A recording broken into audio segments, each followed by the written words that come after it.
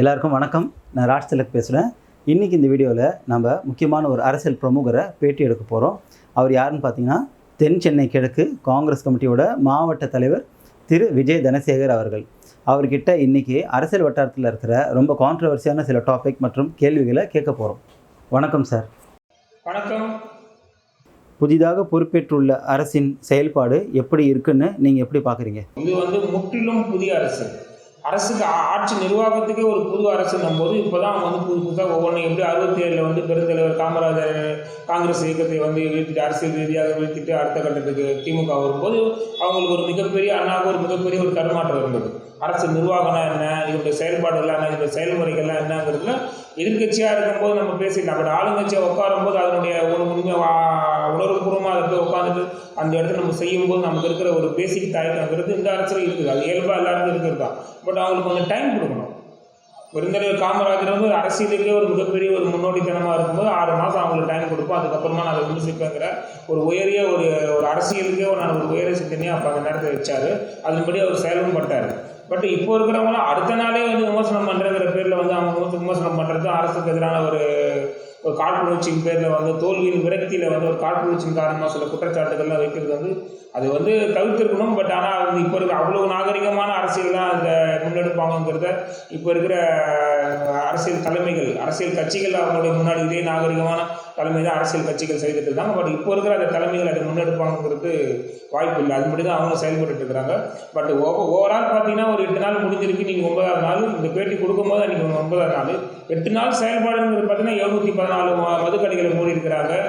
போதை இல்லாத தமிழகத்தை உருவாக்கணும்னு ஒரு பிரச்சாரத்தில் முதல்வர் அவர்கள் பேசியிருக்கு. அதன்படி கஞ்சா என்ற போதை பழக்க வழக்குகளுக்கு எதிராக ஒரு மிகப்பெரிய ஒரு கண்காணிப்பு உருவாக்கியிருக்கிறாரு. அது அவர் தலைமையில் கண்டினியூவாக செயல்படுறதுக்கான ஒரு வாய்ப்பு ஏற்படுத்தியிருக்கிறாரு. ஸோ அங்கங்கே நடக்கிற சில சம்பவங்கள்லாம் பார்க்கும்போது கஞ்சா போதைக்கு எதிரான ஒரு மிகப்பெரிய ஒரு நடவடிக்கை காவல்துறை எடுத்துகிட்டு வராங்க. இதெல்லாம் உண்மையிலே வரவேற்க வேண்டிய ஒரு விஷயம். ஏன்னா ஒரு தேர்தல் வாக்குறுதியில் சொன்ன விஷயங்களை அத்தியாவசிய பிரச்சனையை முதலடியாக கவனம் திரும்ப வேண்டிய விஷயங்களும் ரொம்ப கவனம் செலுத்திருக்கிறாரு. 714 மதுக்கடைகளில் பள்ளி கல்வி கோயில் இந்த நிகரில் இருக்கிற இடங்கள்லாம் மூடுவேன்னு சொன்ன ஒரு உத்தரவாதம் நம்பி மக்கள் ஓட்டு போட்டிருக்கிறாங்க. அதையும் அதுக்கான நடைமுறையை சாத்தியப்பட்டிருக்கிறாரு. பல மதுக்கடைகள் கண்காணிக்கப்பட்டிருக்கு. அதெல்லாம் மூடுறதுக்கான நடவடிக்கை எடுத்துருக்கிறாங்க. உண்மையிலே வரவேற்க வேண்டிய விஷயங்கள். இன்னமும் அவர் செயல்பட வேண்டிய நிறைய விஷயங்கள் இருக்குது. அதை இனிமேல் அதுக்கான செயல்பாடு எப்படி இருக்குன்னு தான் பார்க்க போகிறோம். நிச்சயமாக ஒரு மக்கள் மாற்றத்தை நம்பி ஒரு வாய்ப்பை கொடுத்துக்கிறாங்க. அந்த மாற்றத்துக்கு நான் தகுதியான ஆள் தான், நான் சொன்னதை செய்கிறேங்கிற ஒரு செயல்பாடு மூலிமா நம்ம முதல்வர் ரொம்ப சிறப்பாக செயல்பட்டுருக்கிறாரு. பெருமளவு மக்கள் மிகப்பெரிய சந்தோஷத்தில் இருக்கிறாங்க. அவங்க எதிர்பார்த்த அவங்க வாக்களித்த ஒரு அரசு அமைஞ்சிருக்கு. அவங்க ரொம்ப வேண்டி விரும்பின ஒரு நபர் முதலமைச்சராக பார்க்கணும்னு ஆசைப்பட்டாங்க. அந்த நபரை அவங்க எனக்கு அதிகாரத்தை கொடுத்துருக்குறாங்க. அவருக்கான அதிகாரத்தை சிறப்பாக செயல்படுறதுக்கு காங்கிரஸ் கட்சியும் ஒத்துழைப்பை கொடுத்து அவருக்கான ஆதரவை கொடுத்துருக்குது. அவரு சிறப்பாக தன்னுடைய செயல்பாடு ஆரம்பிச்சிருக்கிறாரு. நாளடைவில் இதனுடைய மாற்றங்கள் எந்த அளவுக்கு மாற்றம் நடந்திருக்குங்கிறத காலங்கள் போக போக தான் நமக்கு உணர்த்தும். 20 ஆண்டு கால திமுக காங்கிரஸ் கூட்டணி உடனடியாக முறித்து கொள்ள என்ன தேவை இருந்தது? கூட்டணிங்கிறது 2 பக்கமும் சமநிலையாக இருக்கும். ஒருத்தர் மட்டுமே அனுபவத்தையும் அதிகாரத்தையும் ஆட்சி அதிகாரத்தையும் அனுபவிக்கிறதும் மற்றவங்க வெறும் பார்வையாளராகவே இருக்கணுங்கிறது அது எந்த காலத்துக்கும் அந்த கூட்டணி பொருந்தா கூட்டணி தான். கடந்த 5 வருட ஆட்சியில் அரசை முழுமையாக எந்த விதமான எதிர்பார்ப்பின்றி ஆதரிச்ச இயக்கம் காங்கிரஸ் இயக்கம். அப்படி இருக்கும்போது இன்றைக்கி ஒரு மாற்று அரசு அமைதி 20 ஆண்டு கால கூட்டணி முடிச்சுக்கிட்டு போகிறோன்னா அதுக்கான காரணங்களை உருவாக்குனது திராவிட முன்னேற்ற கழகம் தான். எங்களுடைய தொண்டர்களும் காங்கிரஸ் கட்சியின் 2ஆம் கட்ட தலைவரும் மிகுந்த அவமானத்துக்கும் ஒரு சொல்ல முடியாத அளவுக்கான வேதனையும் இந்த கூட்டணியில் நாங்கள் அனுபவித்தோம். திமுகவுடைய ஐடி விங்கும் சரி 2ஆம் கட்ட தலைவருக்கும் சரி தொடர்ந்து காங்கிரஸை அவமானப்படுத்தும் விதமாக தொடர்ந்து பேசியது. ஆளே இல்லாத கட்சி, எக்ஸ்ட்ரா லக்கேஜி, இதுக்கு அதிகமான சீட்டு, இவங்களை நாங்கள் தூக்கி சுமக்க வேண்டியதாக இருக்குது, இவங்கெல்லாம் போனால் ஒன்றும் இல்லைன்னு சொல்லி இந்த மாதிரிலாம் ஒரு 4ஆம் தரையான வார்த்தைகள்லாம் பயன்படுத்தி எல்லாத்தையும் கடந்து போனாலும் எங்களுடைய மதிப்புக்குரிய தலைவர் அவர்களே இவங்க ஒருமையில் பேசினதும் பாஜக பூர்வமாக வைக்கிற விமர்சனத்தை திமுகவும் எடுத்து செஞ்சதெல்லாம் கண்ணு காணாமல் கடந்து போன திமுக தலைமை அதற்கான உரிய வேலையை இப்போ கொடுத்துருக்கு. இந்த ஆட்சி இழந்ததுக்கு காரணம் கூட்டணியில் இருந்த ஒவ்வொரு கட்சிகளுக்கும் ஒரு இணக்கமான ஒரு சூழ்நிலை உருவாக்குறதுக்கு திராவிட முன்னேற்ற கழகத்தின் தலைமையே பெரிய காரணம். தங்களை சுற்றி என்ன நடக்குதுன்னு தெரிஞ்சும் அதை ஒரு அலட்சியத்தில் ஆணவத்திலையும் கடந்து போனதுடைய விளைவு தான் இன்றைக்கி இந்த இது எதிர்பார்க்குறாங்க. கூட்டணியை விட்டுட்டு ஏன் உடனேன்னு நாங்கள் உடனே போக வேண்டிய நிலைமெல்லாம் எங்களுக்கு இல்லை. பட் ஆனால் போயே ஆக வேண்டிய ஒரு கட்டாயத்தை எங்களுக்கு திமுக தான் தள்ளிச்சு. அது எதனால் அப்படிங்கிறத பற்றி நம்ம டீட்டெயிலாக பேசணும்னா மதசார்பற்ற ஒரு அரசு இந்த தமிழ்நாட்டில் அமைஞ்சிருக்கு. 60 ஆண்டு காலமாக ஆட்சியில் அதிகாரத்தில் இருந்த ஒரு அரசுக்கு மாற்றாக மக்கள் வந்து ஒரு மாற்றத்தை விரும்புகிறாங்க. அந்த மாற்றத்தை விஜய் கொடுப்பாருங்கிற ஒரு நம்பிக்கையில் அவங்க வந்து வாக்களிச்சிருக்கிறாங்க. அந்த அரசு அமையறதுக்கு கொஞ்சம் போதிய பெரும்பான்மை இல்லாத ஒரு காலகட்டத்தில் நேரம் இருக்கும்போது அந்த அரசை ஆதரிக்க வேண்டிய எல்லா விதமான நிர்பந்தமும் கட்டாயமும் காங்கிரஸுக்கு இருக்கு. ஏன்னா ஒரு மதசார்பற்ற அரசு அமைகிறது தான் காங்கிரஸுடைய நோக்கம். இத்தனை வருஷம் திராவிட முன்னேற்ற கழகத்தில் தமிழகத்தில் ஆதரிச்சதுக்கு ஒரே காரணம் மதசார்பற்ற எங்களுடைய ஒத்த சிந்தனையில் அந்த இயக்கமும் இருந்ததால் தான். இன்னைக்கு அந்த இயக்கத்துக்கான வாய்ப்பு மறுக்கப்பட்டு ஒரு மாற்று இயக்கமாக வரும்போது அந்த இயக்கமும் அதே கொள்கை கோட்பாடு இருக்கும்போது அதை ஆதரிக்க வேண்டிய தார்மீக கடமையும் நிறைய எங்களுக்கு இருக்கு. அந்த ஒரே சிந்தனையால தான் நாங்கள் விஜய் ஆதரிக்க வேண்டிய நிர்பந்தம். அதுவும் இல்லாமல் மக்கள் வந்து விரும்பின ஒரு அரசு அமையணுங்கிறது காங்கிரஸுடைய விருப்பம். அதனால 20 ஆண்டுகால கூட்டணி, 30 ஆண்டுகால நீண்ட கால கூட்டணி இதெல்லாம் பொருட்படுத்தாம ஒரு மக்கள் விரும்பின ஒரு மாற்றத்தை கொடுக்கறதுக்கு விஜய் அவர்கள் தயாராக இருக்கும்போது மக்கள் அந்த மாற்றத்தை மக்கள் விஜய் முதலமைச்சர் ஆகணுங்கிற ஒரு குறிக்கோளோட ஒரு மிகப்பெரிய ஒரு வரவேற்போடு இருக்கும்போது அந்த மக்களுடைய மனசுக்கு அவங்க மக்களுடைய வாக்குக்கு மரியாதை கொடுக்கணுங்கிற ஒரு எண்ணத்துக்காக காங்கிரஸ் வந்து விஜய் ஆதரிக்கக்கூடிய நிலைக்கு வந்தது. காங்கிரஸ் துரோகம் செய்தது என்று திமுக தொடர்ந்து வைக்கும் குற்றச்சாட்டு பற்றி என்ன நினைக்கிறீங்க? முதல்ல தமிழ்நாடு அரசியலில் இப்போ புதிதாக வந்து துரோகங்கிற ஒரு வார்த்தையை வந்து பதிய வைக்கிறாங்க. இதை யார் ரொம்ப வலிந்து செய்கிறாங்கன்னா திராவிட முன்னேற்ற கழகம் செஞ்சுட்டு இருக்கிறாங்க. ஏன்னா காங்கிரஸ் வந்து இவங்ககிட்ட சொல்லிட்டு போகலையாம். அப்போ காங்கிரஸ் சொல்லிட்டு போகிறோன்னா இடதுசாரிகள்லாம் நீங்கள் சொல்லியா வந்து அதிமுக ஆதரிச்சாங்க. அப்போ அவங்க போனாங்களா, அவங்களும் துரோகமா? விசிகா வந்து தன்னை வந்து முதலமைச்சர் ஆக்குறதுன்னு சொன்னார். அதையும் மீறி அவர் வந்து தாவேக்கா ஆதரிச்சார். அப்போ அதுவும் துரோகமா? உங்கள் பேச்சை கேட்காதவங்களாம் துரோகமா? உங்கள் பேச்சை கேட்கறதுக்கு எங்களுக்கு என்ன தேவை இருக்குது? தமிழ்நாடு காங்கிரஸுங்கிறது ஒரு இந்திய தேசிய காங்கிரஸோடைய ஒரு மாநில அமைப்பு. அந்த அமைப்புக்கு மாநில தலைவர்கள், முக்கிய தலைவர்கள், 2ஆம் கட்ட தலைவர், பொறுப்பாளர் எல்லாரும் இருக்கிறாங்க. உங்ககிட்ட அனுமதி வாங்கிக்கிட்டு போகணுங்கிற நிலைக்குன்னா நாங்கள் அறிவாலயத்தை கிளை அமைப்பை நடத்திட்டு இருக்கிறோம். உங்ககிட்ட நாங்கள் அனுமதி வாங்கிட்டு போகிறதுக்கு உங்ககிட்ட அனுமதி வாங்கலாம் நாங்களாம் துரோகினா அப்போ வலதுசாரிகள் இடதுசாரிகள் நீங்கள் என்ன செய்வீங்க? இடதுசாரிகள் சொன்னார் அதிமுக ஆதரிக்க சொன்னாங்க, நாங்கள் அதனால் ஆதரிக்கல, நாங்கள் தாவேக்கு ஆதரவு கொடுத்துட்டோம்னு சொன்னார். அப்போ உங்கள் பார்வையில் அதுவும் துரோகமா? திருமாவளவன் அவரையும் நீங்கள் துரோகின்னு சொல்ல முடியுமா உங்களால்? உங்களுடைய வார்த்தையை கேட்கலன்னா அவங்க துரோகினா, நீங்கள் 98 வந்து வாஜ்பாய் அரசு போய் ஆதரிக்க போனார் கலைஞர், அப்போ அது துரோகம் இல்லையா? அப்போ அந்த அரசுக்கு கலைஞருக்கு அந்த வாக்களித்த மக்கள் யார்? காங்கிரஸ் வந்து பிரிந்த ஒரு கட்சியும் தமிழ் மாநில காங்கிரஸ் 2 பேரும் ஒன்றா இணைந்து ஜெயிச்சு நாடாளுமன்ற உறுப்பினரை கொண்டு போயிட்டு வாஜ்பாய் அரசு போய் ஆதரிச்சார். அப்போ அது துரோகம். அதையும் நீங்கள் துரோகம் ஏற்றுக்கிறீங்களா? அதே வாஜ்பாய் அரசை கிட்டத்தட்ட 2004 மார்ச் மாதம் வரைக்கும் ஆதரித்த கலைஞர் திரும்ப அதை வந்து அப்படியே வெளியில் வந்து காங்கிரஸ் கூட்டணியில் இணைஞ்சார். அப்போ அது துரோகம் இல்லையா? 2006 எல்லா மெஜாரிட்டியே இல்லாமல் அரசை நடத்திக்கிட்டு இருந்த ஒரு அரசை வந்து வெளிலேருந்து ஆதரிச்ச காங்கிரஸ் ஆதரிச்சது. அப்போ நீங்கள் காங்கிரஸ் செஞ்ச துரோகம் இல்லையா? ஏன் அதிகாரத்தில் பங்கு கொடுத்தா என்ன ஆகிட போறீங்க? அப்போ நீங்கள் செஞ்ச துரோகம் இல்லையா? இந்தமாரி தமிழ்நாடு அரசியல் வரலாற்றை எடுத்து பார்த்தீங்கன்னா பல துரோகங்களை பல பேருக்கு செஞ்ச இயக்கம்னா அது திராவிட முன்னேற்ற கழக இயக்கம் தான். காங்கிரஸை பற்றி துரோகம் சொல்றதுக்கு எந்த திமுக காரணம் எந்த அருகதையும் இல்லை. அதுக்கான தார்மீக நெறி கூட உங்ககிட்ட கிடையாது. துரோகம்னா யார் துரோகம் செஞ்சது? நீங்கள் செஞ்ச துரோகத்தை பட்டியலிட்டு போட்டோன்னா நீங்கள் பல பக்கங்களை சேரும். துரோகங்கிறது உங்களுக்கு தான் தொண்டு செய்கிற வழக்கம். காங்கிரஸுக்கு அதெல்லாம் போகுது. காங்கிரஸ் என்றைக்கும் யாருக்கும் துரோகம் செஞ்சது கிடையாது. பல பேரை வாழ வச்ச இயக்கம் தான் காங்கிரஸ். இன்றைக்கி காங்கிரஸால் தான் உங்களுடைய அரசியல் இயக்கமே இருந்தது. இன்றைக்கி 71 காமராஜருக்கு எதிராக பெருந்தலைவர் காமராஜருக்கு எதிராக இந்திரா காந்தி எடுத்த ஒரு நிலைப்பாடு தான் நீங்கள் 71 நீங்கள் திரும்ப ஆட்சியை பிடிச்சிங்க. இல்லைனா அன்றைக்கே உங்களுக்கு பெருந்தலைவர் முடிச்சிருப்பார்.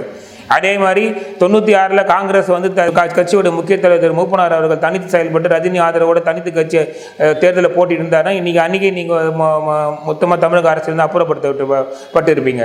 2006 உங்களுக்கு பெரும்பான்மையில் அது அரசை ஆதரிச்சது காங்கிரஸ் தான். அது மூலயமா தான் நீங்கள் இன்றைக்கி நிலை பெற்றதே. இன்றைக்கி தமிழ்நாடு அரசியல் வரலாற்று நீங்கள் நிலையாக நின்னது காரணமே, ஆட்சி அதிகாரத்தோடு நீங்கள் நின்னது காரணமே அந்த 2006 96 தான். அதை வச்சு தான் இன்றைக்கி நீங்கள் வளர்ந்துருக்கிறீங்க. அப்போ உங்களுக்கு அன்றைக்கி வளர்க்குறதுக்கு பக்கபலமாக இருந்தது காங்கிரஸ் தான். நீங்கள் காங்கிரஸை பார்த்து கொஞ்சம் கூட கூச்சமே இல்லாமல் துரோகம் பேசிட்டு இருக்கிறீங்க. துரோகம்லாம் எங்களுக்கு கிடையாது. துரோகம் செஞ்சு பல பேருக்கு துரோகம் செஞ்சு பல கட்சிகளை உடைச்சு துரோகம் செஞ்சு வந்த வரலாறு தமிழ்நாடு தன் தக்க வச்சுக்கின வரலாறு திமுகவுக்கு மட்டும்தான் இருக்குது, காங்கிரஸ் கிடையாது. இதுவரை பாஜக எதிர்ப்பில் தொடர் அரசியல் அதிகாரம் பெற்ற திமுகவின் அரசியல் செயல்பாடு இனி எப்படி இருக்கும்? திமுகவுடைய பாஜக எதிர்ப்புங்கிறது மூலியமா தமிழ்நாட்டில் பொதுவாக ஒரு விஷயம் சொல்லணும்னா, பாஜக எதிர்ப்புங்கிறத விட தலைவர் ராகுல் காந்திக்கு ஆதரவான ஆலை தமிழ்நாட்டில் கிட்டத்தட்ட ஒரு 20-25 வருஷமாகவே அடிச்சிட்டு இருக்குது. அது அரசியல் ரீதியாக அதிகார வரம்புக்கு அதிகாரத்தை அடைஞ்சது யாருன்னு பார்த்தீங்கன்னா அது திராவிட முன்னேற்ற கழகம் தான். காங்கிரஸுடைய கூட்டணிங்கிறது ஒரு மதசார்பின்மை கூட்டணிங்கிறது ஒரு ஃப்ரேமை வந்து மக்கள் வந்து பதியப்படும். ஸோ காங்கிரஸ் எங்கே இருக்கோ அந்த இயக்கம் தான் மதசார்பற்ற அணி, பாஜகவை முற்றிலும் எதிர்க்கிற ஒரு இயக்கம்னா அது காங்கிரஸ் மட்டும்தான் அப்படிங்கிறது மக்கள் மத்தியில் பண்ணினா காங்கிரஸ் எங்கே இருக்குதோ அங்கே தான் அந்த அணி வந்து பலமாக இருக்கும். ஸோ அதன்படி பார்த்தீங்கன்னா கடந்த 20 வருடங்களாக வந்து பாஜக எதிர்ப்பில் அரசில் வந்து ரொம்ப தீவிரமாக தன்னை காட்டிக்கிட்ட திராவிட முன்னேற்ற கழகம் காங்கிரஸும் உடன் இருந்ததுனால அதன் மூலியமாக கடந்த பெற்ற தேர்தல் வெற்றிகள்லாம் பார்த்தீங்கன்னா ஏற்கனவே நான் பட்டியலிட்ட மாதிரி தான் 2019 நாடாளுமன்ற தேர்தல், 2021 சட்டமன்ற தேர்தல், 2021 உள்ளாட்சி தேர்தல், 2024 நாடாளுமன்ற தேர்தல் தொடர்ந்து காங்கிரஸுக்கு வந்து ஒரு ஆதரவான அலை இங்கே வீசவே வந்து அது ஒரு மதசார்பற்ற அணிங்கிற ஒரு கட்டமைப்புக்குள்ளே அது வந்து அமைஞ்சது. ஸோ அதன்படி பார்த்தீங்கன்னா இங்கே வந்து அதிகமான பொலிட்டிக்கல் அட்வான்டேஜை பாஜக எதிர்ப்பு மூலியமாக அடைஞ்சது பார்த்தீங்கன்னா திராவிட முன்னேற்ற கழகம் தான். இந்த 20 வருஷம் வந்து பார்த்தீங்கன்னா இதுக்கப்புறம் அரசியல் நிலை எப்படி மாறும்னா இனி வந்து அதிமுக திமுக ஒரே எண்ணில் செயல்பட்டு பாஜக வந்து அதற்கு வந்து பாஜக ஒரு ஆதரவான நிலை எடுக்க தவிர இனி திராவிட முன்னேற்ற கழகத்துக்கு எந்த வாய்ப்பும் இல்லை. ஏன்னா இங்கே இருக்கிற ஒரு பொலிட்டிக்கல் பாஜக எதிர்ப்பு அறுவடை செஞ்சது மட்டும்தான், அதை மட்டும் தான் திமுக தன்னை தக்க வச்சிருக்குது. ஸோ அந்த நிலை வந்து இனிமேலும் வந்து தொடரணும்னா இனி அதுக்கு வாய்ப்பு இல்லை. ஏன்னா இனி பாஜக எதிர்ப்பு முகங்கிறது வந்து இனிமேல் தாவேக்காவும் காங்கிரஸ் எங்கே இருக்குதோ அந்த முகம் தான் இனி பாஜக எதிர்ப்பாக அமையும். அதன்படி பார்த்தீங்கன்னா இனி பாஜக முழு மூச்சாக இருக்கிற இயக்கங்களை தாவேக்காவும் காங்கிரஸும் இருக்கிற கூட்டணி கட்டமைப்பு உருவகப்படுத்துறதுனால இனி பாஜக எதிர்ப்பை திமுகவால் எந்த நிலையிலும் எடுக்க முடியாது. இனி அது எடுத்தால் மக்கள் அதோட நம்பகத்தன்மையை கேள்விக்குறி ஆக்குவாங்க. ஏன்னா இவங்க ஏற்கனவே வந்து இன்டர் அஜெண்டாவில் பாஜகவோட நிறைய விஷயங்களை இவங்க வந்து கூட்டணியில் இவங்க நிறைய விஷயங்களை மறைமுகமான சில செயல்பாடுகள் மூலமா இது தலைவர் ராகுல் காந்திக்கு தெரிஞ்சதுனால தான் இந்த கூட்டணியை விட்டு வெளியில் வரதுக்கான ஒரு முழு முயற்சியை எடுத்தது. அதன்படி நாங்கள் செயல்பட்டுருக்கு. இனி காங்கிரஸ் எங்கே இருக்குதோ அதுதான் பாஜக எதிர்ப்பு முகங்கிறது மக்கள் ஏற்கனவே அது நிலைப்பாடு தான் இருக்கிறாங்க. அது இன்னும் இனிமேல் உறுதி போடும். ஏன்னா திமுக பொறுத்தவரைக்கும் இனி அவங்க பாஜக எதிர்ப்பு வந்து பேசினாங்கன்னா அவங்களுக்கு இனி அவங்க பேசுறதுக்கான எந்த வாய்ப்பும் இல்லை. அது பேசினாலும் மக்கள் அதை நம்ப மாட்டாங்க. ஏன்னா என்னைக்கு வந்து பாஜக ஆதரவில் இருக்கிற அதிமுகவை ஆதரிக்க போனாங்களோ அன்றைக்கே திமுக மொத்த சுயத்தை இழந்துடுச்சு. கிட்டத்தட்ட 60 ஆண்டு கால ஒரு 77களுக்கு பிறகு நடந்த ஒரு அதிமுக திமுக எதிர்ப்புங்கிறது மட்டும் தான் இந்த தமிழ் மண்ணில் ரொம்ப கடுமையாக கட்டமைக்கப்பட்டு அதன் மூலியமாக தான் தேர்தல் அரசியலே நடந்தது. இந்த தேர்தல் அரசியலே முடிவு நிர்ணயம் பண்ண திமுக அதிமுக எதிர்ப்புங்கிறது இன்னைக்கு வந்து சமன்பட்டு இன்னைக்கு ரெண்டும் ஒரே இயக்கமாக ஒரே ஆதரவை ஒருத்தர் ஆதரிக்கிற நிலைமைக்கு போனதுக்கு அப்புறம் மக்கள் மத்தியில் இனிமேல் இது போன எதிர்ப்புகள்லாம் இனிமேல் கேள்விக்குறிதான். ஸோ இனி திமுக அதிமுக எதிர்க்கிறதுக்கு எந்த நிலையும் இல்லாத போது இனி அவங்க அதிமுக ஒருங்கிணைந்து இனி இந்த தாவேக்கா எதிர்க்கிறத தவிர அவங்களுக்கு வேற எந்த வழியும் இல்லை. தமிழக அரசியல் இருதுருவ அரசியல் இனி வந்து தாவேக்கா வெர்சஸ் திமுகன்னு இருக்கும். அதில் தாவேக்கா இருக்கிற காங்கிரஸ் இயக்கம் இடம்பெற்றிருந்தாலும் மற்ற மதசார்பற்ற இயக்கங்கள் இடம்பெற்றிருந்தாலும் இந்த அணி கொஞ்சம் பலமானதாக இருக்கும். இனி இது நாள் வரை 20 வருடங்களாக பாஜக எதிர்ப்பு அறுவடை செஞ்சு அதிகாரத்தில் இருந்த திமுகவுக்கு இனிமேல் அதற்கான வாய்ப்பு இல்லைங்கிறது இது மூலியமா தெரியப்பட்டிருக்கு. திமுகவின் முன்னாள் அமைச்சர் அனிதா ராதாகிருஷ்ணன் காங்கிரஸ் பற்றிய அநாகரிக குற்றச்சாட்டு பற்றி என்ன சொல்றீங்க? அனிதா ராதாகிருஷ்ணன் வந்து காங்கிரஸ்காரரை பற்றி ஒரு தரம் இல்லாத ஒரு வார்த்தையை வந்து பேசியிருக்கிறார் பொது வழியில. இதை விட தரம் இல்லாத பேச ஒவ்வொரு காங்கிரஸ்காரனுக்கும் தெரியும். அந்த அளவுக்கு அரசியல் நாகரிகம்லாம் எங்களுக்கு எங்க தலைவர் வந்து அநாகரிகமா சொல்லி எங்க தலைவர் எங்களுக்கு கற்றுக் கொடுக்கல. ஒருவேளை உங்க தலைவர் உங்களுக்கு சொல்லி கொடுத்துருப்பார் போல இருக்குது. என்னமோ இவர் நம்ம பரம்பரை திமுகவுடைய பாரம்பரியமா திமுக இருந்து வந்த ஒரு மாதிரி ஒரு பெரிய ஒரு இதை வந்து பேசிட்டு இருக்கிறாரு. இவரே 2011 சட்டமன்ற உறுப்பினராக இருக்கும். அதிமுக ஜெயலலிதா சட்டமன்ற உறுப்பினராக இருக்கும்போது மதிப்புக்குரிய அம்மையார் அவர்கள் ஜெயலலிதா அவர்கள் ஊழல் வழக்கிலிருந்து வெளியாகி தற்காலிக விடுதலை ஆனும் போது உடனே அவங்க தேர்தலில் நிற்கிறதுக்கு சட்டமன்ற தொகுதி எதுன்னு தேடும்போது இவர் உடனே என்னுடைய தொகுதி நான் ராஜினாமா பண்ணி தரேன், நீங்க வந்து அதில் போட்டியிடுங்கன்னு சொன்னவர் தான். இவரே திமுகவுடைய அரசுல திமுகவுடைய கட்சியில வந்து நாடாளுமன்ற சட்டமன்ற உறுப்பினர் ஆனவர் இங்க உட்காந்துக்கிட்டு அந்த அம்மாவுக்கு ராஜினாமா பண்ணி தரேன், நீங்க வந்து போட்டி போறீங்கன்னு சொல்லி கேட்டவர் தான். இவரு நம்ம அடுத்தவங்களுக்கு வந்து பாடம் எடுக்கிறாரு. நியாயம் இல்லையா, ஓடி போயிட்டீங்களே அப்படி இப்படின்னு பேசிட்டு இருக்கிறார். நீயே ஓடுறதுக்கு இடம் பார்த்து தான் அந்த அரசியல் அத்தனை வருஷம் ஓட்டிட்டு இல்லை. நீங்க வந்து எங்களை வந்து குறை சொல்லிட்டு இருக்கிறீங்க. முதல்ல இந்த திமுக வந்து இந்த அரசுல விழுந்ததுக்கு பெரிய காரணமே அதிமுகல இருந்து வந்த நபர்களால தான். முதல்ல திமுக தலைமை இதை உணரணும். பாரம்பரியமா தன் கட்சிக்காரங்களுக்கு வாய்ப்பு மறுக்கப்பட்டு ஓடியாந்தவனுங்களாம் வாய்ப்பை கொடுத்து இன்னைக்கு இந்த இயக்கம் இவ்வளவு பெரிய, அதுவும் சொந்த தொகுதியில அவரே தோக்குற நிலைமைக்கு உருவாக்குனதுக்கு காரணமே அதிமுகல இருந்து வந்த கொள்கையற்ற நபர்களால தான். முதல்ல திமுக நமக்கு கட்சியில வாய்ப்பு கொடுக்குற ஆட்களும் முதல்ல மறுபரிசீலனை செய்யணும்.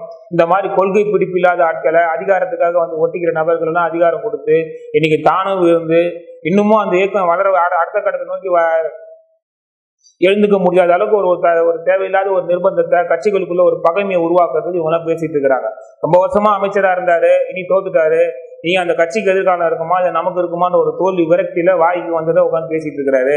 அதை விட அநாகரிகமா அதை விட கீழ்த்தரமா பேசுறதுக்கு எங்களுக்கு எல்லா காங்கிரஸ்காரங்களும் தெரியும். என்னமோ பழைய காலத்து காங்கிரஸ்காரன் எல்லாம் அப்படியே இருப்பான், நம்ம என்ன வேணாலும் போற போக்கில் பேசலான்னு ஒரு குருட்டாம் போக்கில் செயல்பட்டு இருக்கிறாரு. இன்னைக்கு காங்கிரஸ்ல இருக்கிறவங்க எல்லாம் பழைய ஆட்கள் எல்லாம் கொஞ்சம் ஒதுங்கி இன்னைக்கு புது ரத்தம் எங்க தலைவர் கட்சியிலும் சரி எல்லா மட்டத்திலையும் கொண்டு வந்திருக்கிறாரு. ரொம்ப நாளைக்கு இந்த வார்த்தை ஜாலங்கள்லாம் இங்க எடுபடாது, தகுந்த பதிலடி கொடுப்போம். முதல்ல விரக்தியின் வெளிமையில இருக்கிற அனிதா ராதாகிருஷ்ணன் நல்ல ஒரு மனநிலை மருத்துவரை பார்த்து தன்னை சரி பண்ணிக்கணுங்கிறத கேட்டுக்கொள்கிறேன். இந்த நேர்காணல் உங்களுக்கு பயனுள்ளதாக இருக்கும் அப்படின்னு நான் நம்புகிறேன். இன்னொரு வீடியோவில் இன்னொரு நல்ல டாப்பிக்கில் நம்ம மறுபடியும் மீட் பண்ணலாம். நன்றி, வணக்கம்.